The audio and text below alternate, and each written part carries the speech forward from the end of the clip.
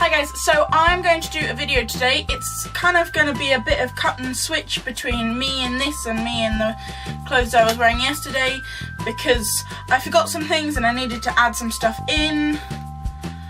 And I wanted to put some more detail and kind of film right as I was thinking it and then kind of give 24 hours to it and see whether there was anything else that I thought needed adding or cutting from the video. So there's a little bit of an intro story to this video, which is that I came home and watched BookTube, because what else would I do with my life? And the Book Hoarder uploaded a video this afternoon that was entitled Why I Hate English Classes, I think. It's like her most recent upload and you should definitely check out her channel because she's really funny and really good. But she did this video about why she hates English classes and it kind of got me thinking about things that she was talking about. So this video is related but not exactly the same as what she was saying, although I do share her opinions on English classes. Like, despite the fact of how much I read, I really hated English a lot during my GCSEs. And even kind of before that, I found it really annoying for lots of different reasons. That's not to say that I didn't like my teachers. I think teachers do an incredibly important job and they never get enough thanks for it. And English teachers are often some of the craziest and most wonderful people ever. And they're just wonderful. Like, they're people who love books so much that they want to teach children about books, and that just makes me happy on so many levels. But I really didn't like English as a subject because of a lot of different reasons, but that is not the point of this video. The point of this video is to talk about the difference between intended meaning and secondary effect. And those are my own terms. I don't know if they have real terms. I'm almost certain that they do somewhere because, let's face it, how many of us are really going to have an original thought in our entire lives? Statistics, everybody! But so I was kind of thinking, and it was a thing that had kept cropping up today in my music and society lessons and then in this video, and a thing that I've heard repeated back to me several times when I talk about politics. Basically, intended effect is what the creator of something intended for the audience to see and to read, and secondary effect is something that happened that the audience see and perceive that wasn't necessarily the author's goal, it just happens to happen as well. And there are lots of different ways of this happening in books, in music, in the mass media, in basically anything you can think of. This is a thing that happens. So let's separate this. I have kind of three main examples of what I mean by this, and so let's start with books, because if you're watching this video, the likelihood is you like books, and that's the easiest version I can think of. So for this example, we have to kind of suspend reality for 30 seconds and suggest that I wrote Romeo and Juliet. And the reason that we have to do this is that I don't know an author well enough to question them about this specific thing and guarantee that I would get an eloquent response. Like, I could ask some authors on Twitter, but I don't think that they would respond, or that 140 characters is not enough to respond to this question.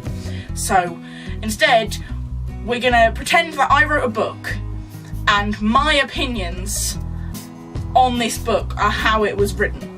This is not true. William Shakespeare is dead and unfortunately cannot answer this question or tell us what he meant to write in all of his amazing books. And as a disclaimer, I cannot write as well as William Shakespeare. I'm not saying that I can. I'm not suggesting that I ever could.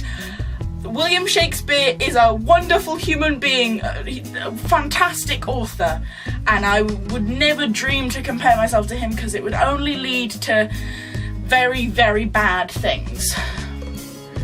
But for this hypothetical, let's say I wrote Romeo and Juliet. And when I wrote Romeo and Juliet, I specifically planned the character of Mercutio to be madly and irrevocably and humongously gaily in love with Romeo. And if you haven't heard this school of thought that Mercutio was in love with Romeo before, then go Google it. There's so much stuff, there's so much gay in that book. my version of Romeo and Juliet, that is exactly the same, but I wrote it, says Mercutio is definitely in love with Romeo, and that's why I wrote the scenes that he's in like that. So that is the intended effect. I have intended for my readers to know that Mercutio is in love with Romeo. And that's what I've intended. That's why I've written the things that I've written them. It's why I wrote that character the way that I wrote him. Secondary to that, I could have written a line in this book, Romeo and Juliet, in which I casually mention that Juliet is wearing maroon. And I just picked that colour because I like the colour maroon. There was no secondary meaning, there was no double entendre, there was no kind of let's delve deeper into the mind of the author by looking at the colour of this character's dress. I just like the colour maroon. 700 years later, when this book is being read and discussed and analysed in English classrooms all across the world, because I'm that good an author, the English teacher at the front of the class specifically says these words: "So what does the colour maroon mean about this book?" As an author, I did not intend for maroon to mean anything. It had no double meaning at all. None. Zippo, zilch, nada. I can't think of any more words for nothing. My audience, even if it's just one person, this English teacher, or if it's everyone who's ever read this book, my audience, or a part of my audience, has read a second meaning. And that is my responsibility. As an author, that is my fault. Although fault is only used if it's a bad thing, that is my responsibility. It is because of me that happens. Now, part of it, which is a very separate video and one that would take a very long time to film, is about how the reader puts things into the book by their own life experiences, and that affects the way they read the book, and that's why no two people can really experience the same book the same way, because they both have different life experiences. But that is a different video for a different day. But so, as an author who wrote this book, it is simultaneously my fault and responsibility that Mercutio is in love with Romeo, and that there is double meaning in the word maroon about Juliet's dress. Those two things are both true, even if I only intended one of them. Okay? But what this means is that while you can look at all of this stuff, it's not necessarily accurate, especially in books. So when your English teacher says, "So what can you tell about these curtains?" they might have read something into that. When they read the book, they honestly might have thought that the colour of the curtains made a massive difference to the themes of the book. And that is their opinion.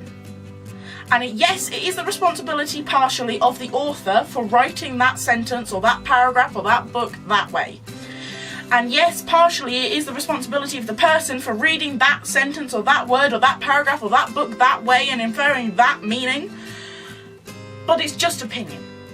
And it wasn't the intended effect that the author wanted. Now, obviously for a lot of books we can't tell what the author wanted because they're dead. Or even when they're not dead, their props just not handy dandy around for your English class to kind of come in and go to your English teacher. "Yeah, you know that line? I didn't write it like that. Stop teaching kids that." But the important thing about that being opinion is that you don't have to agree with it.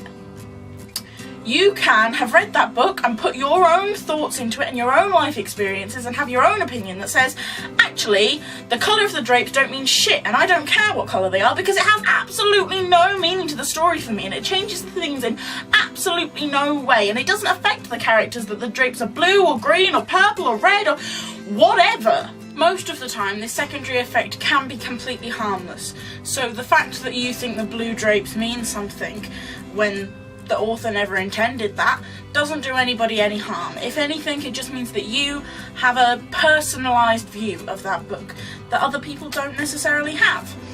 But sometimes that secondary effect can have a much deeper and more harmful effect. One of the main examples of this is in politics and sexism.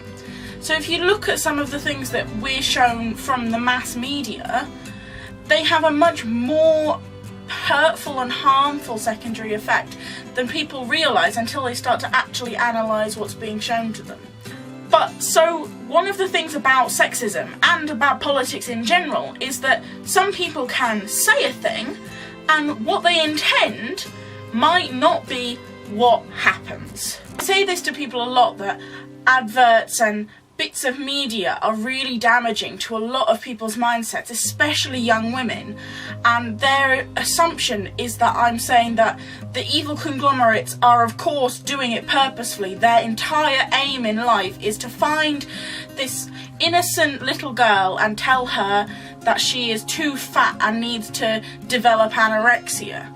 Now, I don't know any people who own a giant advertising company, and I don't know any business owners generally, but I think unless you're a very, very special kind of evil, that's not your main goal.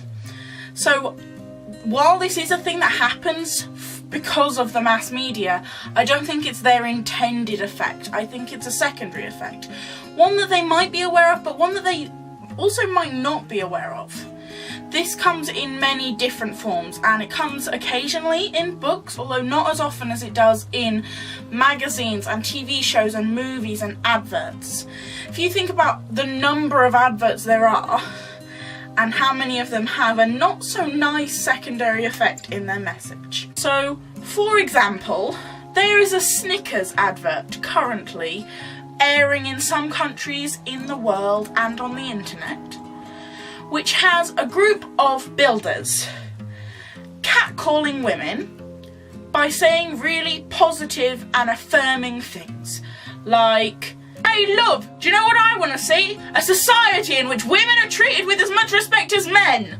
And be successful in your day of work." Things that are nice. And at the end of that, you get the Snickers tagline, "You're not you when you're hungry." So obviously what this advert was meant to do and intended to do was to make the audience want a Snickers bar and buy a Snickers bar and eat a Snickers bar. That's what it was intended for. That's what the intended effect was. The secondary effect, however, was sexism. More specifically, to imply that the norm of society should be that women accept catcalls as compliments and men give catcalls as compliments, both of which are really, really fucked up. The intended effect had nothing to do with the secondary effect, but both happened. This is true in loads of different things, especially in sexism, but in loads of different politics as well. When a politician says something, that what they intend for it to do is to make themselves look better than their opponents, and what it actually does, or also does, unfortunately, is to be racist, sexist, homophobic, generally a bigot. So, intended effect and secondary effect are different things, but they happen simultaneously and often without the secondary effect being intended or even noticed. So let's look again at sexism, because it's really prevalent and really easy to pinpoint. In the world of the media, which is this massive conglomerate thing that kind of stares you in the face from the first second that you're born and tells you what to look like, who to be, how to act, what to say, when to say it, how to sit, how to style your hair, what's right, what's wrong, what's good, what's bad, everything. And it's quite daunting when you look at it that way, but we don't look at it that way. What we look at it is, oh, I'm going to watch 30 seconds of TV, or I'm going to read this book, or I'm going to look at this magazine, or I'm going to look at those pictures, or I'm going to watch this film, or I'm going to look at those adverts, or that car looks nice, or 1,100 different ways that the media talks to us and tells us what to do. So in that world, the majority, and there are exceptions to this rule, and those are exceptions that I am very appreciative of because they're doing the right thing, but in the majority of the media, women are several things. White, generally. It's getting better because racism and the fight against racism is getting better, but it's slow. And so most women in the media are white or passing white. Disclaimer, passing white is a person of colour, however their skin tone and their heritage means that unless it was a thing that was talked about and they aired the fact that they were a person of colour, most people would assume that they are white. So most women in the media are white. Most, I mean the vast majority of women in the media are thin, are pretty, are young, or if they're not young, they're trying to be young. Think of all of those anti-aging creams that you see adverts for day in and day out. They're designed to make women buy the product, and that's the intended effect, but the secondary effect is that they imply that aging, and aging naturally, and being a woman of anything past 26 is not something that you want to be. Now, on its own, that's a little bit harmful, and it makes women in society believe that the only time that their life is worth anything is between the ages of 12 and 26. But when you tack that onto the massive pile of stuff that the media tells you, especially for women, especially for young women, you get this whole mountain of stuff that wasn't the intended reason, that wasn't why the advert or the TV program or the story or the magazine or that product was made. In some cases it is, i.e. the anti-aging wrinkle creams are made specifically to sell a product to make women feel like there's something wrong with them, and a lot of the cosmetics industry is like that, but again, different video. But the secondary effect that is happening simultaneously every time one of those things is made is that it makes women feel like they should be smaller, whiter, younger or older. And by simultaneously making them young and old, what I mean is, if you're over 26, you're doing it wrong. You shouldn't have wrinkles, you shouldn't have grey hairs, you shouldn't still look like you've given birth to a child, you shouldn't have round hips, your breasts shouldn't be larger than a double D cup, but if they're smaller than a D cup, you haven't got enough breasts. There's so much for over 26-year-olds to be doing wrong, according to the media. And simultaneously, anyone under the age of 15 needs to have boobs, hips, be wearing makeup, having really short skirts, low-cut tops. They have to make themselves appear to be 16, 17 and 18 years old, because that's what's desirable of young children. That's what's desirable of a 5-year-old girl. But my point is that simultaneously, while the media says it's doing one thing and the intended effect, it is also and always doing a secondary effect. And while art and the specific individual artists are mildly responsible, and some of it is the responsibility of the audience, the media, and generally the mass media, does not have the luxury of saying, well, it's your responsibility as the audience because of your life and your experiences. The mass media is responsible. And the mass media should be held responsible and accountable for the things that they're doing. The reason that it's this way round, and that artists on an individual basis aren't entirely responsible for making young girls feel like they should dress like they're 21, or older women feel like they need to put anti-wrinkle cream on every night before they go to bed so that they look like they're 30 for 5 years, is because they're an individual person. And while they can contribute to both the continuation of sexism and the fight against sexism, they are still one person. And part of the reason that they wrote the book the way they did is because of their life experiences. So when you grow up in a world that's sexist, unless you're actively fighting it, you'll generally have some internalized sexism and some internalized misogyny. And that comes out in the way that you talk, in the way that you write, in the way that you express yourself. And until we live in a world where sexism doesn't exist, that's always going to be true. But because of that, you have to take a pinch of salt with everything that an artist creates. And so, while they are a bit responsible, they don't need to be held accountable. However, the media as a whole, which is a much, much broader group of people, even in one company, is 5 or 6 times the number of people in a small company than there are for creating one bit of work. So that's a far larger number of people to catch the bits of sexism that are somehow slipping through in our internalised sexism and misogyny. And the fact that these things keep happening, and not just that they keep happening, but that people raise these issues. The Snickers bar advert has been raised as an issue. The modelling and fashion industry and cosmetics industry have been raised, and the issues within them have been raised time and time again, but nothing changes.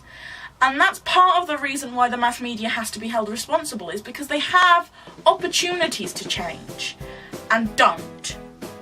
Individual artists, if you tell them, you say things about this, then yes, maybe that one individual artist won't change for the next time they make something, but someone who reads their books might say, actually, I didn't like the fact that there was this sexism or this homophobia, and so when I write, or when I paint, or when I design clothes, or when I write music, I won't have that.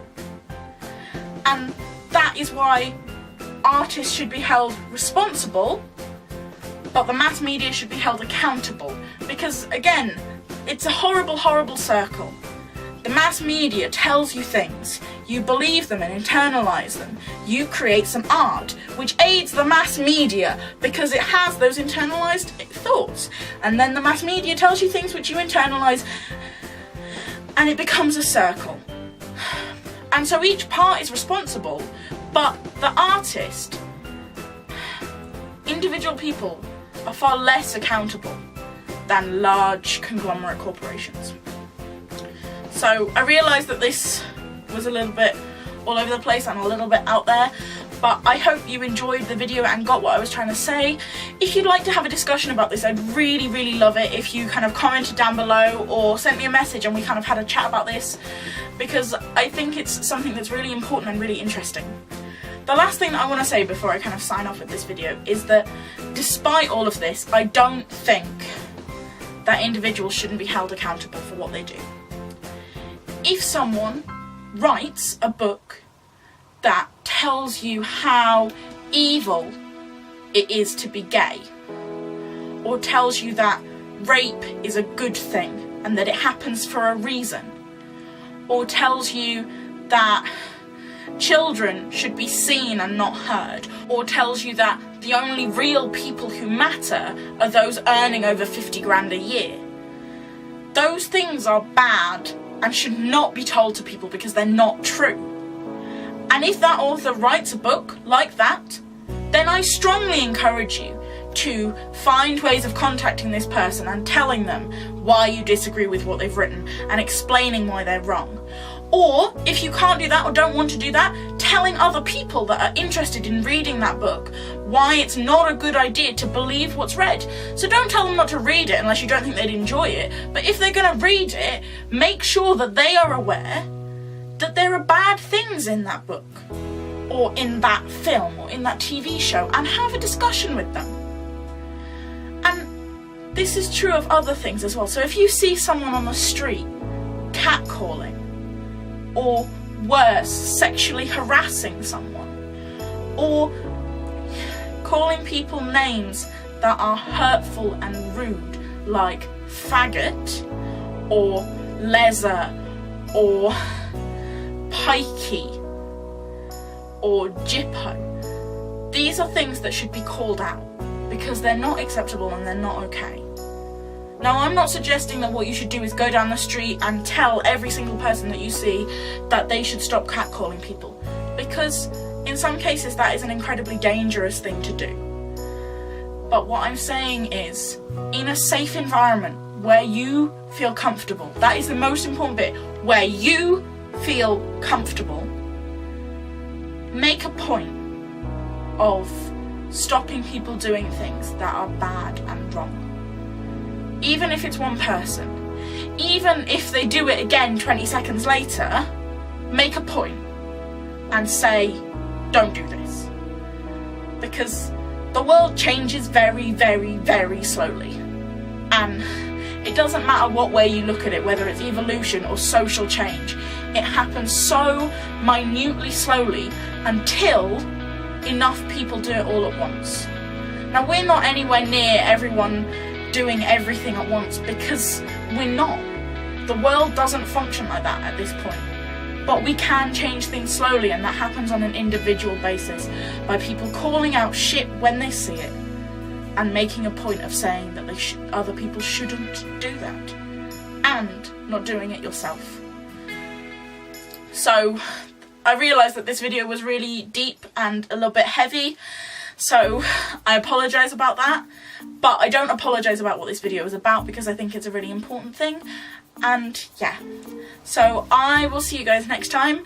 If you would like to see me do more videos about this sort of thing, about where I talk about stuff really passionately and wave my hands a lot, and politics and kind of the shittiness but also the brilliance of the world that we live in, then please give this video a thumbs up, or kind of comment below what you liked about this video.